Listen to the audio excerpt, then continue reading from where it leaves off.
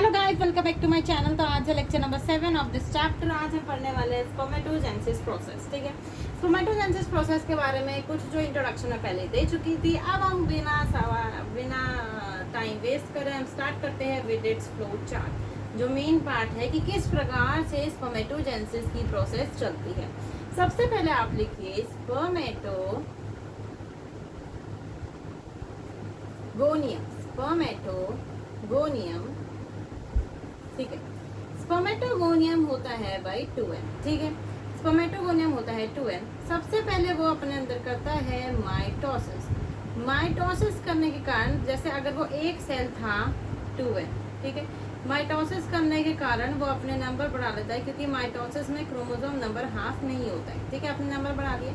अब इसमें से वो क्या करेगा, किसी भी एक सेल को, मान लीजिए इस वाली सेल को उसने सेलेक्ट कर लिया, ठीक है, इस वाली सेल को उसने सेलेक्ट कर लिया, वो सेल थोड़ी सी बड़ी हो जाएगी, ठीक है, लार्ज हो जाएगी। और लार्ज होने के बाद अब वो कहलाने लगेगी प्राइमरी स्पर्मेटोसाइट, ठीक है, जो अभी भी 2n है, ठीक है जी।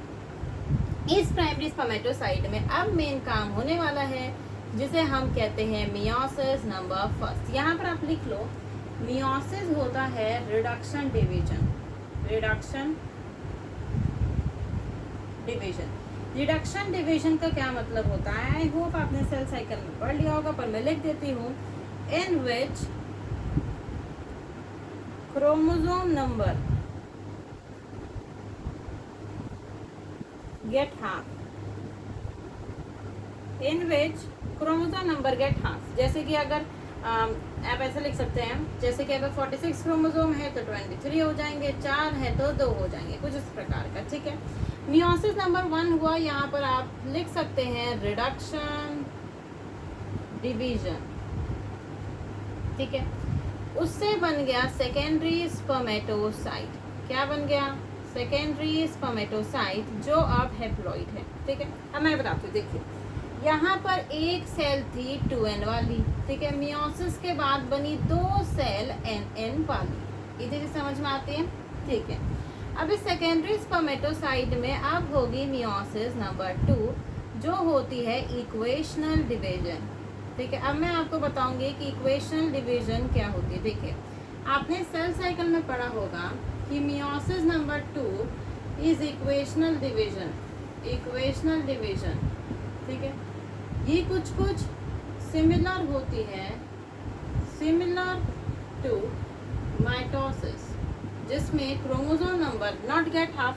अगर n था तो n ही रह जाएगा, ठीक है जी। तो मतलब कि यहाँ 2 सेल थे तो 1 से तो 2 बनते हैं ना। आपको ये चीज़ पता होनी चाहिए कि सेल साइकिल में 1 से कितने बनते हैं, 2 बन जाते हैं, ठीक है।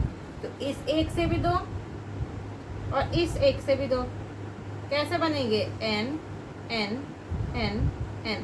अब ये कहलाने लगेंगे स्पर्मेटिड।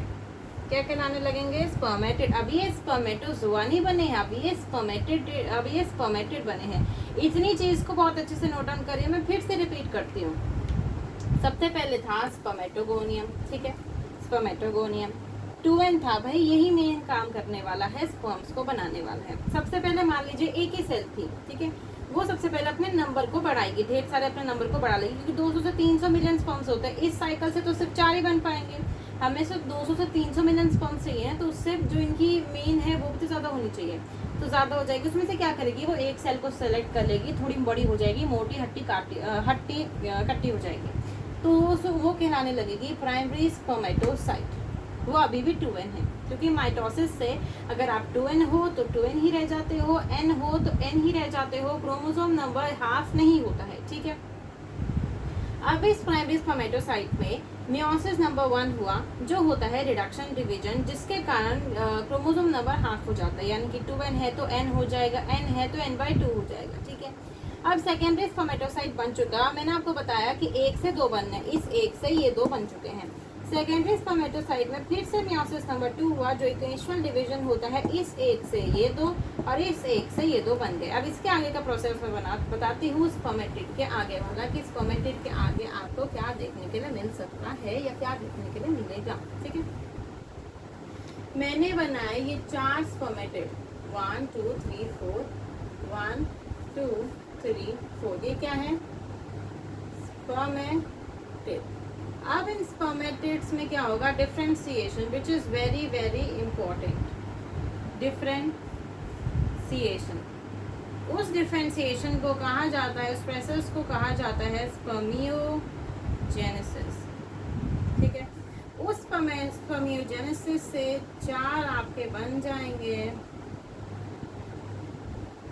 स्पर्म या फिर स्पर्मेटोजोआ। तो आपको एक चीज समझ में आती है कि जो 1 से 4 बन रहे हैं, 1 से 4 बन रहे हैं, ठीक है। जैसे मैंने आपको बताया था कि एक MMC रहती है, एक मेगास्पोर मदर सेल रहती है, जिससे 4 पोलन ग्रेन बनते हैं, वही उसी प्रकार का सिनेरियो है, ठीक है।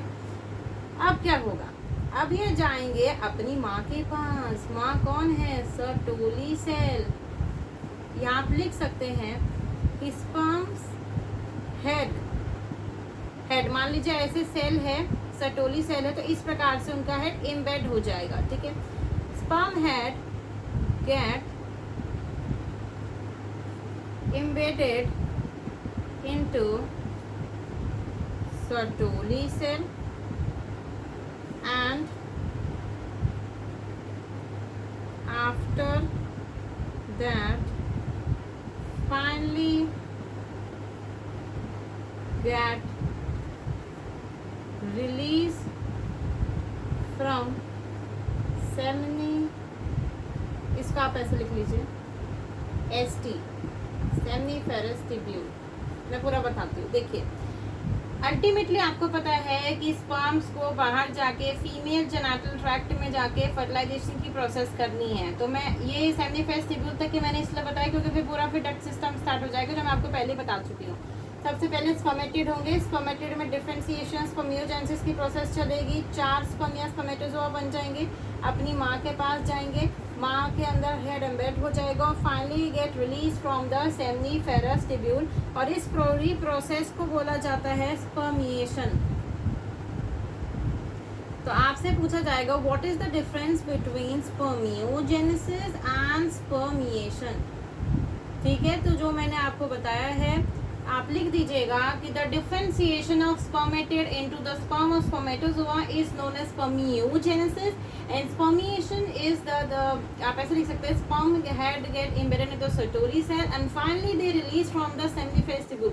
जो वो सेमनीफेरस ट्यूब्यूल से बाहर निकले, देखिए सेमनीफेरस ट्यूब्यूल से बाहर निकलना, डक्ट सिस्टम में जाना ही स्पर्मिएशन प्रोसेस कहलाता है। तो ये थी आपकी पूरी स्पर्मेटोजेनेसिस की process which is very very important. ठीक है, सो ये थी आपकी स्पर्मियोजेनेसिस की प्रोसेस जो कि बहुत ज़्यादा इंपॉर्टेंट थी। ठीक है, मैंने आपको पूरा प्यूबर्टी वाला सिनेरियो बता दिया कि स्पर्मेटोजेनेसिस की जो प्रोसेस है वो प्यूबर्टी के दौरान शुरू हुई क्यों हुई, क्योंकि GnRH की वैल्यू जो थी वो बहुत ज़्यादा, कि GnRH के जो लेवल्स थे वो ब्लड में बहुत ज़्यादा बढ़ गए थे। ठीक है, बहुत ज़्यादा बढ़ गए थे।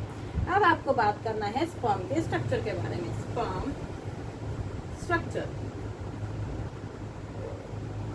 तो सबसे पहले आप लिखेंगे कि स्पर्म भी एक प्रकार की सेल है। सो होल स्ट्रक्चर आप पॉइंट्स वाइज लिख लीजिए। होल स्ट्रक्चर पहले आप पॉइंट वाइज लिख लीजिए, फिर मैं आपको समझाती हूँ। Whole structure of sperms get surrounded bye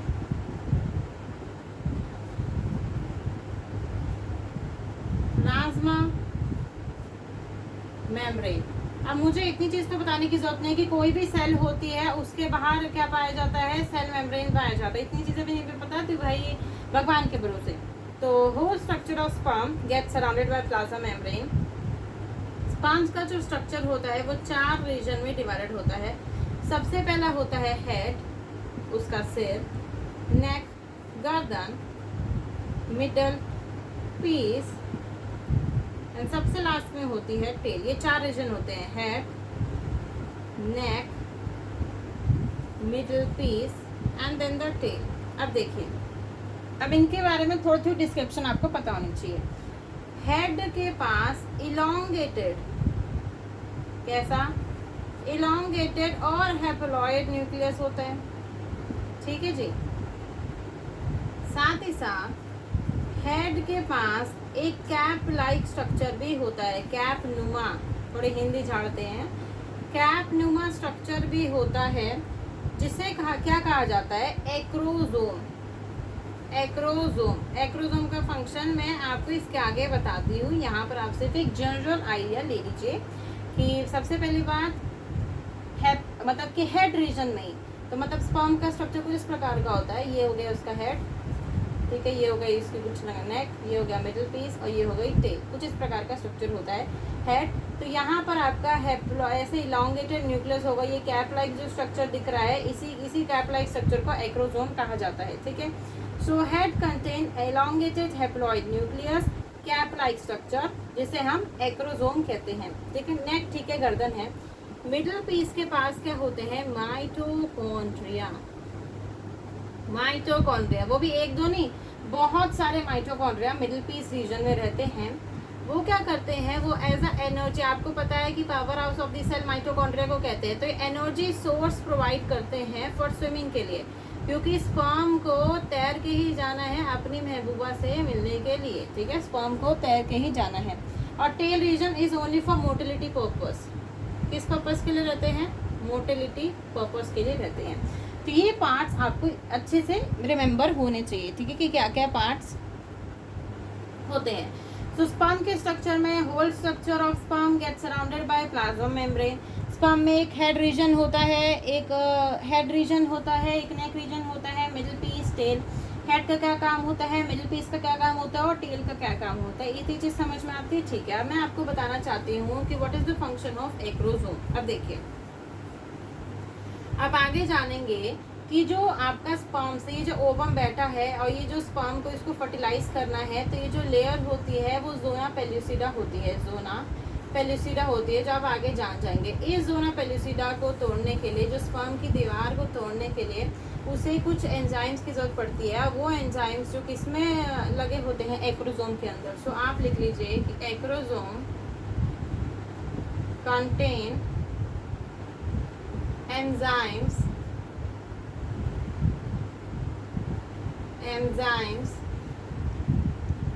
essential for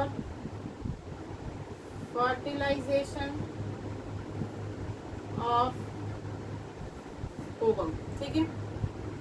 अब आपको लिखना है कि पर इजैकुलेशन में डेटा है उसे लर्न कर लीजिए। पर इजैकुलेशन में एक मेल इजैकुलेट करता है 200 से 300 मिलियन स्पर्म्स। बहुत ज़्यादा इम्पोर्टेंट डेटा, ठीक है।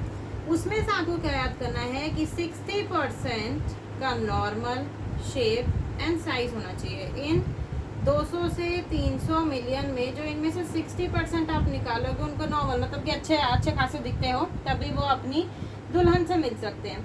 दूसरी बात, इन 60% में से भी जो 40% है, ठीक है, उनकी विगरस मोटिलिटी होनी चाहिए। देखो, आपको पता है कि एक प्रकार की रेस चल रही है, ठीक है, ओवम से मिला। आप ऐसा समझिए एक प्रकार का मैराथन है जिसमें से 200 से 300 मिलियन लोग दौड़े, ठीक है, दौड़ रहे हैं और लड़की सी वेक है शादी करने के लिए, और लड़की है पूरी दुनिया की सबसे खूबसूरत लड़की, आप ऐसे समझिए। तो स्पर्म्स भाग रहे हैं, ठीक है, एक लड़की से शादी करने के लिए लोग भाग रहे हैं मैराथन में।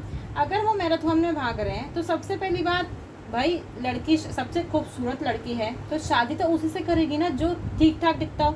ऐसा तो नहीं एकदम काला हो, ठीक है, एकदम ही रामलाल हो, एकदम ही काला हो, काली घाटी से आया हो, ऐसा तो नहीं है। मतलब सांवला होगा, थोड़ा बहुत गोरा होगा, तब तो वो उससे सबसे पहले शादी कर लेगी। तो मतलब उसका नॉर्मल शेप एंड साइज होना चाहिए, थोड़ा लंबा हो, ऐसा नहीं बिल्कुल ही बौना हो, ठीक है, बिल्कुल ही बौना हो, मतलब कि ठीक ठाक हाइट हो, 5 फीट 2 इंच इस प्रकार की हाइट हो, खूबसूरत थोड़ा दिखता हो। पहली चीज़, पहला क्राइटेरिया जो मैराथन में भाग रहे हैं, मतलब कि अगर तो मैराथन में फर्स्ट भी आ गया, ठीक है, मैराथन में फर्स्ट भी आ गया और एकदम तो काली घाटी का है, तो वो तेरे को सिलेक्ट नहीं करेगी। वो सिलेक्ट तो उन्हीं को करेगी जिनका थोड़ा नॉर्मल शेप एंड साइज है।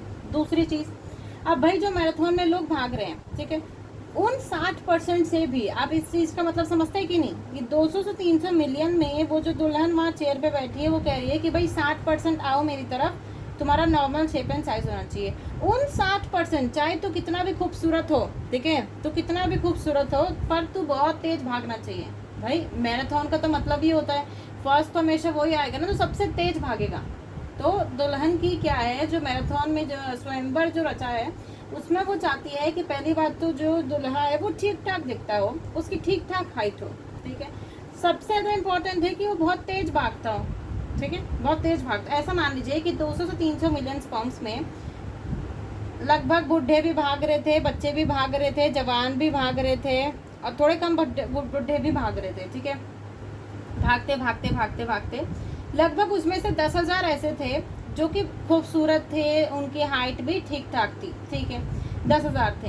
तो जो स्वयंवर की लड़की थी उसने देखा कि अच्छा 10,000 हैं जिनसे मैं शादी कर सकती हूँ, अभी मैं कर नहीं रही हूँ, 10,000 ऐसे जिनसे मैं शादी कर सकती हूँ।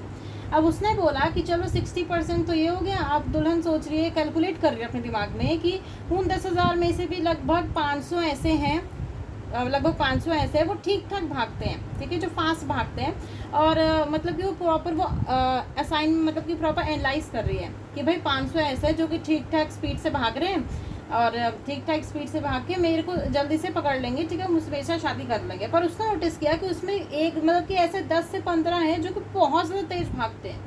मतलब मेन कंपटीशन उन्हीं में ही हो रहा है कि जो कि बहुत खूबसूरत शाहरुख खान की तरह दिखते हैं, उनकी हाइट भी बहुत अच्छी है और बहुत तेज भागते हैं। तो जो सबसे ज़्यादा फर्स्ट आएगा वही अल्टीमेटली उसको फर्टिलाइज कर जाएगा और शादी कर लाएगा, इसीलिए उसे सर्वाइवल ऑफ द फीटस कहते हैं, ठीक है। तो इतनी चीज़ें क्लियर हो गई आपको अच्छे से कि मैंने जो आपको पूरा का पूरा स्पर्म का स्ट्रक्चर समझाया, ठीक है।